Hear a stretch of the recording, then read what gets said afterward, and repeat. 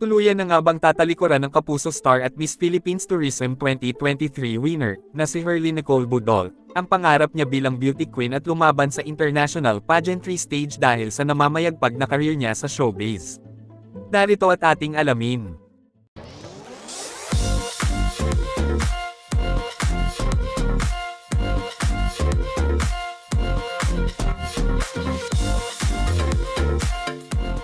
Madami nga ang patuloy pa ding nag-aabang sa kung ano na nga ba talaga ang plano ng bagong manager ni Herlyn Budol, na si Sir Arnold Vegafria, sa kanyang di umano'y pagsabak sa international pageantry stage dahil sa pagkapanalo ng titulo bilang Miss Philippines Tourism 2023. Ilalaban pa nga ba siya?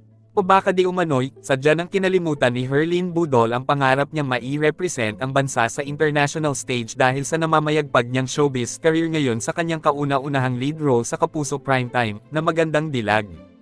Ayon sa komento ni Gabriela De Pedro, representative of the Philippines as Miss International Tourism, pagkat bigay ni Lord God sa iyo yan. Why not para maipanalo mo? Then God will make a way for you, Miss Herlyn. And no one can stop nor block you. But God has the right. In the tremendous name of Jesus Christ of Nazareth. Amen. Ayon naman sa isang netizen, bigyan naman natin ng chance si Herlyn na ma-expose sa international beauty pageant. Taglit lang naman mangyari yon sa kanyang buhay. Baka si Herlyn pa ang magwagi, who knows, by giving her a chance as a stepping stone to commit her goal. Herlyn, God will hear your prayers. Good luck.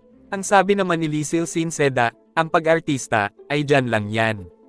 Pero yung passion niya sa pageant, minsan lang. Kaya Idol Hipon, tuloy ang laban. Go lang hanggang bata ka pa.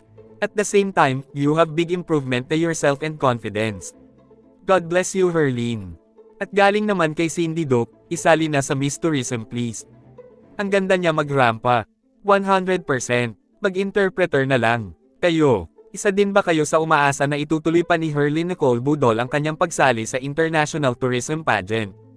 O baka naman di umano'y, pinaasa lamang si Herlyn Budol na siya ay isasabak ng kanyang manager na si Sir Arnold Vegafria, na owner din ng Miss Grand Philippines, kung saan nanalo si Miss Herlyn dito bilang Miss Philippines Tourism 2023, na nagkaroon nga ng issue noon sa kadahilan ng wala pala sa Miss Grand Philippines Organization ang prangkisa ng titulo na nasungkit ni Herlyn Budol.